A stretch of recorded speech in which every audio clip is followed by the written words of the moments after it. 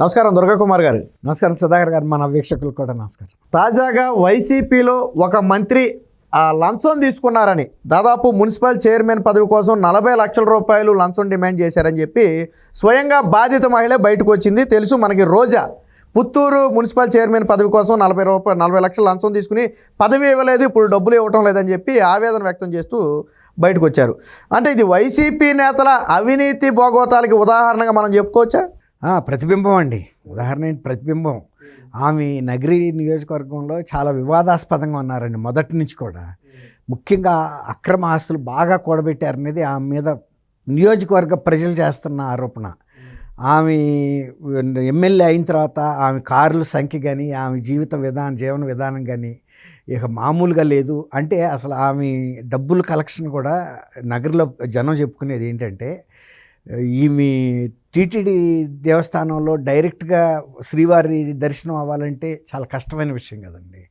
అట్లాంటిది ఈమె వెళ్ళినప్పుడల్లా ఒక 20-30 మందిని వెంట తీసుకెళ్ళిపోయి డైరెక్ట్గా గర్భగుడి దగ్గర ఎంట్రీ ద్వారా తీసుకెళ్ళి వాళ్ళ దగ్గర కూడా డబ్బులు తీసుకుంటుంది అనేది నియోజకవర్గంలో ఉన్న ఫిర్యాదు అండి.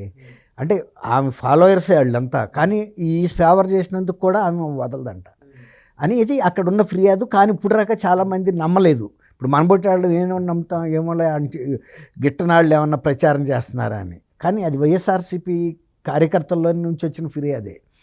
ఇప్పుడు ఈ సంఘటన చూసిన తర్వాత అది కూడా కొట్టేయటానికి వీలు లేదేమోననే అనుమానం బయట వాళ్ళకు కూడా వస్తుంది. నియోజకవర్గంలో ఆల్రెడీ ఎస్టాబ్లిష్డ్. ఆమె అంతటా ఆమె చెప్పిందండి ఒక మాట. కొడుక్కి మొన్న మధ్య 2 కోట్లు పెట్టే అంత బెంజ్ కారు కొంది. కొడుకుతో ముచ్చటించుకుంటా, ఒరే నీకు ఈ కారు కొనటం వలన నేను నియోజకవర్గంలో బదనాం అయిపోయారా అని ముచ్చట్లు చెప్తుంది. అంటే ఆమెకి అర్థమైపోయింది. అంటే ఆమె ఒక కొడుకు మనం కనుక ఏదన్నా మన పిల్లాడు కనుక టాయ్ కారు అడిగినంత తేలిగ్గా కొనిచ్చింది. కానీ అప్పటికి వాళ్ళకి ఏమైనా కారులు ఇవ్వంటే దాదాపు 1 డజన్కు పైగా ఇట్లాంటి బ్రాండ్లు, ఇంతకంటే పెద్ద బ్రాండ్లు కూడా ఉన్నాయి. కానీ ఆ పిల్లాడు ఆ పర్టికులర్ మోడల్ మీద మోజుపడ్డాడని కొనిచ్చేసింది. మామూలుగా ఒక మధ్యతరగతి వాళ్ళు, అబవ్ మధ్యతరగతి వాళ్ళు మోపేడ్ బండి కొనిస్తే ఎట్లాగో అట్లా అన్నట్టు. సరే, ఆమె రిలీజ్ అయింది. అది కూడా యూట్యూబ్లో పెట్టింది ఆమె. అయితే ఇక్కడ విషయం ఏంటంటే అండి, ఇక్కడ ఒక ఎస్సీ మహిళల్ని వంచన చేశారండి. అది ఎవరైనా ఇతరులను చేస్తే అది వేరే మాట. ఇప్పుడు ఎవరైతే నా బీసీలు, నా ఎస్సీలు, నా ఎస్టీలు అంటున్నాడో జగన్మోహన్ రెడ్డి గారు, ఆ ఎస్సీ మహిళలను వంచన చేశారు. తర్వాత ఆ మహిళ ఏమన్నా డబ్బులతో సంపాదించిన మహిళ అంటే కేవలం ప్రజల్లో ఆమె పట్ల అభిమానం ఉంది తప్ప ఆమెకేం ఆర్థికంగా పరిపుష్టి కలిగిన వ్యక్తి కూడా కాదు. ఆమె 17వ వార్డు నుంచి కౌన్సిలర్గా యునానిమస్గా ఎన్నికైందంటే మీరు అర్థం చేసుకోండి. అంటే ఆమెకి ఇంత అంతా అక్కడ పలుకుబడి ఉండబట్టికే కదా.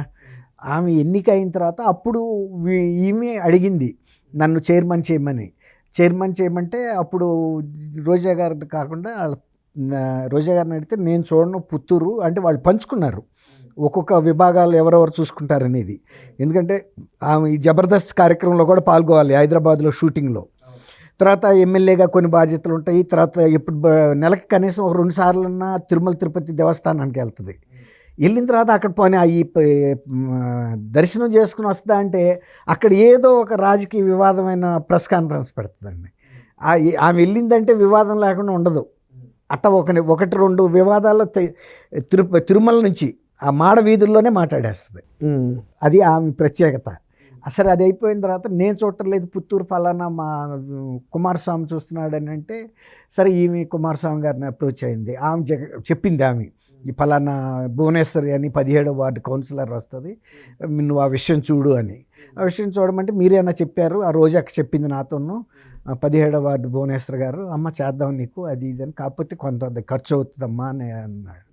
అంటే ఎంత అవుద్దండి ఏంటండి అంటే, నేను అసలే ఎస్సీ మహిళనండి, నేను ఇంతకుముందు ఏ పదవుల్లో లేను, ఇదే ఫస్ట్ టైం కౌన్సిలర్గా అయ్యానంటే ఎంత అది ఎన్ని తర్వాత విషయాలమ్మా, ఒక 60 లక్షలు 70 లక్షల దాకా ఖర్చులు వస్తాయి, మరి అది నువ్వు చూసుకోగలిగితేనే నువ్వు రా, అంతేగాని మామూలుగా అయితే అవ్వదని. ఇక ఈ ఆలోచనలో పడింది అసలు మనం చేయగలుగుతామా లేదా అని. అది కాదులయ్యా, మరి నేను యునానిమస్గా ఏకగ్రీవంగా ఎన్నికైన దాన్ని మీకు ఇదిగా ఉంటాను విశ్వాసపాత్రంగా, అది ఇదని పాపం తన లెవెల్లో తను కన్విన్స్ చేసుకుంది. కొద్దిగా తగ్గించండి ఎస్సీ మహిళలు అనేటప్పటికి మధ్యలో కూడా కొంతమంది ఇంటర్వ్యూన్ అయ్యి ఒక 60 లక్షల మీద బేరం తెగొట్టేశారు. సరే ఇస్తాము అనేటప్పటికి డబ్బులు ముందు ఇచ్చేసేయమన్నారు. నువ్వు ముందు చైర్మన్ చేస్తే ఈమె పవర్ పెరిగిపోద్ది కదండి, అప్పుడు వాళ్ళు ఇక అడిగే పరిస్థితి ఉండదు కదా. అందువల్ల మొత్తం డబ్బులు మాకు అందితేనే నువ్వు కౌన్సిలర్గా అది చైర్మన్ చేస్తా అన్నారు. ఆమె అక్కడ ఇక్కడ అప్పులు తీసుకొచ్చి తర్వాత ఎట్టగొట్ట తీర్చుకోవచ్చు అని, అందులో చైర్మన్ అనిపించుకోవాలని ఉంటుంది కదా. ఆ అమ్మాయి కాస్త తెలుగు వాళ్ళ కుటుంబ సభ్యులు వాళ్ళు ఏం చేశారంటే ఈ అమ్మాయి డబ్బులు పట్టుకోవటం, వెళ్ళటం, ఆ కారుల్లో వెళ్ళటం, కుమారస్వామి రాక వెళ్ళటం, ఇవన్నీ కూడా రహస్య వీడియోలు తీశారండి. రహస్య వీడియోలు తీసిన తర్వాత 3 సార్లు, అంటే ఒకేసారిగా అది ఇచ్చే అమౌంట్ 3 కితలుగా ఇచ్చేటట్టు ఏర్పాటు చేసుకున్నారు. అయిన తర్వాత 3 కితలు అయిపోయినాయి. చైర్మన్ ఎలక్షన్ వచ్చేటప్పటికి సీన్ మీదకి వేరే వాళ్ళని తీసుకొచ్చారు. ఈ అమ్మాయి షాక్ అయిపోయింది, ఇదేంటి నాకు ఇస్తానన్నారు, డబ్బులు కూడా ఇచ్చేసాను కదా, మరి వేరే వాళ్ళని తీసుకొచ్చారని. ఆ మీటింగ్ అవ్వగానే ఆదరాబాదరాగా మళ్ళీ కుమారస్వామి దగ్గర పరిగెత్తే అది కాదమ్మా, అక్కడ ఇంకా పైనుంచి ఒత్తిడి వచ్చింది కాబట్టి అది మా లెవెల్లో కూడా జరగలేదు, ఇంకా పై లెవెల్లో జరిగింది. మరి అక్కడ వాళ్ళు ఏమి సెటిల్మెంట్ అయిందో మాకు తెలియదు, కానీ నీకు కూడా చేస్తాము, ఒక 2 ఏళ్ళు ఓపిక పట్టు.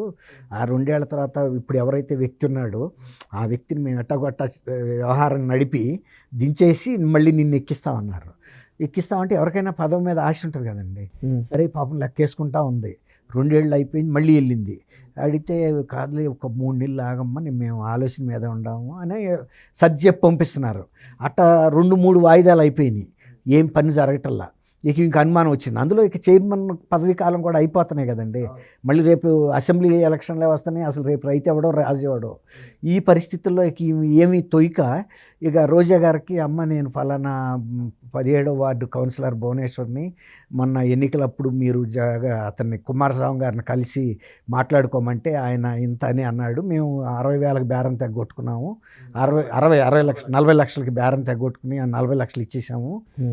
అప్పుడేమో ఎవరినో పెట్టారు, వెళ్ళి అడిగితే ఒక 2 ఏళ్ళు ఓపిక పట్టమన్నారు, పట్టాను. మళ్ళీ వెళ్ళి అడుగుతున్నా కూడా డబ్బులు ఇవ్వలేదు. పని నాకు వడ్డీ కూడా అక్కర్లేదు, నేను వడ్డీకి తెచ్చాను, నా అసలు అమౌంట్ ఇప్పించమని ఈమెకి మెసేజ్ పెట్టింది. ఆమె కూడా చూసుకుంది కానీ దాని మీద ఏమి స్పందించలే ఈమెకి. అసలు కనుక నిజంగా అట్లాంటి మెసేజ్ కనుక ఎవరైనా రాజకీయ నాయకులకి పెడితే, ఎమ్మెల్యేకో మినిస్టర్కో, ఇప్పుడు నాబోటాడు కనుక నిజం లేకుండా పెడితే వెంటనే ఆ మెసేజ్ని పోలీసులకి రిఫర్ చేస్తారండి.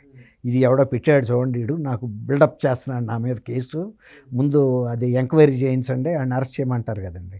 అందులో రోజా గారు లాంటి ఫైర్ బ్రాండ్ అసలు ఆగుతుందా? కానీ ఏమి ఆమె స్పందించలా. ఈమెకి కూడా రెస్పాన్స్ కూడా ఇవ్వపోయేటప్పటికి ఈమె ఇక చూసి పై వర్గాలకు తీసుకెళ్ళి ఫిర్యాదు చేసింది పై వర్గాల్లోకి. అట్లాగే బయటకు కూడా చెప్పి ఇప్పుడు ప్రెస్ కాన్ఫరెన్స్ పెట్టేసింది. ఇవాళ మొత్తం బయటకు వచ్చింది, ఎవరు దాన్ని ఖండించే పరిస్థితి కూడా లేదు. ఆమె కనుక ఖండించదలుచుకుంటే మరు నిమిషంలోనే ఖండించాలి కదండి, ఖండించలేదు కదా. తర్వాత అతను కుమారస్వామి అనే వ్యక్తి ఆ పుత్తూరు రాజకీయాలు అన్నీ చూస్తాడనేది ఆ ప్రాంతంలో నియోజకవర్గంలో అందరికీ తెలిసిన విషయమే. అతను కూడా కుమారస్వామికి కాకుండా అతని దగ్గర పనిచేసే సత్య అనే అతనికి ఇవి ఇచ్చిందండి డబ్బులు. సత్యాకి ఇచ్చిన వెంటనే అతనికి అందుతున్నాయి.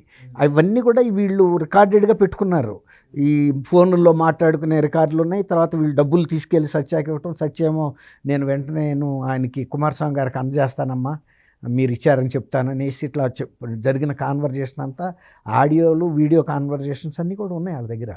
ఇప్పుడు జగన్మోహన్ రెడ్డి గారు అన్నట్టు నా ఎమ్మెల్యేలు, నా మంత్రులు స్వచ్ఛమైన వ్యక్తులు, అవినీతి లేదన్నాడు కదా.